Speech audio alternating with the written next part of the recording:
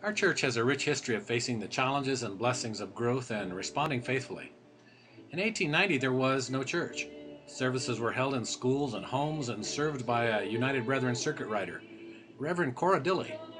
The community grew and in 1894 gathered their resources and constructed a building, Dilly Chapel. Originally built in Elwell, the church was moved to Johnstown in 1927, and in 1946 a merger renamed it the Evangelical United Brethren Church. Meanwhile, the Methodist Episcopal Church was organized in 1903, holding services in a hall above the Davis Hartford store until in 1904 the members took a leap of faith and built a church at the corner of Charlotte Street and Denver Avenue. A merger in 1967 between the Evangelical United Brethren Church and the Methodist Episcopal Church created our present denomination, the United Methodist Church. The new congregation worshiped at the EUB Church, but within a few years knew that they were out of space. Chester Hayes challenged the merged membership to build a new church building with an offer of land. After soul-searching, prayer, and fundraising, they stepped up and began the work of building a new building at 108 King Avenue with the latest colors. The building committee chairpersons were Randall Hess and Elizabeth Thiel, and the pastor was Reverend Preston Childress. In 2004, new doors were opened as we expanded to make way for a youth room and the Faith Storage Building. Our church family is thankful for the dedication and sacrifices of those who came before us. The United Methodist Church of Johnstown is at a critical point in its history. We as a church body have decided that it is appropriate that we grow. We want to welcome those that wish to attend our church and worship here. We want to enhance and grow the wonderful programs that have emerged here. I once was lost in sin, but Jesus took me in, and just a little light from heaven filled my soul. It made my heart in love, that wrote my name above, and just a little talk with Jesus makes me whole. Now let us have a little talk with Jesus. Tell him all about our troubles. He will hear our faintest cry, and he will answer by and by.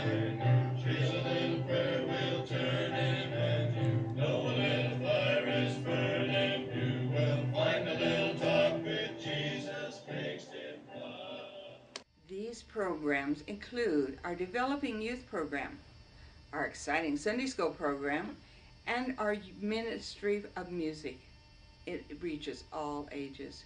Our building committee has done an outstanding job in working with the architect to design the modifications and enhancements of our current facility that are needed to meet our growing needs. We now have a building design and an estimated cost. It's time for us to come together, each of us doing what we can to pay for this growth. Most importantly, we want to keep in mind that we are a church family. As with any family, we are concerned about the well-being of all of our members. We don't want our capital campaign to scare anyone away. Change is a scary word. Being asked to make a pledge can be a frightening thing. Each of us will do what we individually are able to do. Together we can accomplish great things. It's time for change. We are called to grow.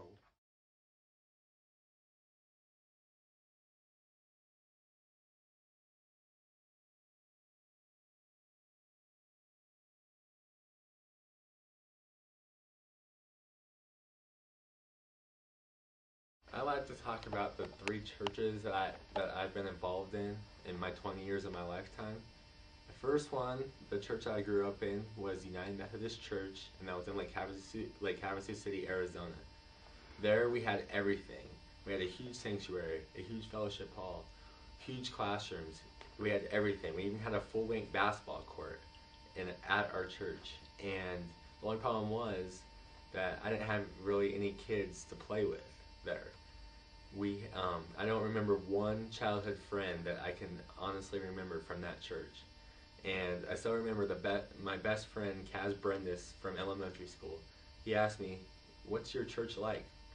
I told him, I still remember this exact conversation. I told him, "Oh, it's just a church full of grandparents." and that's all it was. There was no young families hardly at all. So the diversity wasn't there, and there wasn't a lot of crowd. We had a huge sanctuary, but there wasn't a big crowd to fill the sanctuary. So that's the first church that I was involved in. And the second church in Nebraska is called Crete Berean Church, and there they have 2 services, one at 9 and one at 10:30. And being in college, there's no way I'm gonna get up at 9 when I have a choice to go there at 10:30. So that's really, even though that's I'm only getting to know like half of my family, really, if you think about it, because I don't even get to see the people at 9 o'clock. So I only get to know the people and talk with the people at 10:30. So even though we could do that at our church, and I think that'd be a quick fix, but still for gathering at Fellowship Hall, if we do a whole church gathering where Fellowship Hall is still not going to be big enough for us. So those are the 2 churches other than the United Methodist Church of Johnstown I've been involved with. Now here we have different ways of doing things compared to other churches, and I think that's okay. We need our own identity. We don't have to do everything exactly the same as every other church. And when I look around and I see young families and elderly people, I think that's great. And I look up at the children's moment, there's 20 plus kids. Everybody's pitching in to help. We got greeters and ushers that volunteer their time. We have and they greet us at the door, make us feel welcome. And if we had to raise money to build on to our church in Arizona, it would be quick and easy fundraising like that. We would get it done, no problem. But here we're going to work together. We're going to work together, and we're going to be a family just like it should be. It'll be some hard times, but we'll make it through it because we're a strong church family, and I think we're headed in the right direction. God has called us to grow. In the first few years I was here, we had just enough growth to account for the losses, and so we were a fairly stable congregation, and there was a lot of room. By comparison, we had about 123 people average in worship on a Sunday morning. But then the growth continued, and we were gaining about 10 or 15% a year, and we got to the point that I kept thinking, we can squeeze more people in, we can make more room, we can add some seats, we can do whatever we need to do. But then in 2006, the numbers were the same as 2005. I knew our membership was going up, but our attendance in worship was hurting, and so that was a clear sign to me. God hitting me squarely between the eyes and saying, we're out of space. We have got to change. So other people had already gotten on board with this, and so we all began to say, what are we going to do? The church was all behind that idea that, yes, we are growing. We need to do something. It's a wonderful problem to have. What are we going to do? Well, most churches and most church gurus will tell us that we're doing everything wrong, that all of the different ways that we are about worship are not the ways that make church growth, that make big churches get bigger and all of that. But the reality is we are growing because of our family and our church family, and because God has called us to grow. Remember the scripture, and I'm going to paraphrase a little bit of Matthew chapter 4. Jesus called Peter and Andrew his brother. They were fishermen, and he said, follow me.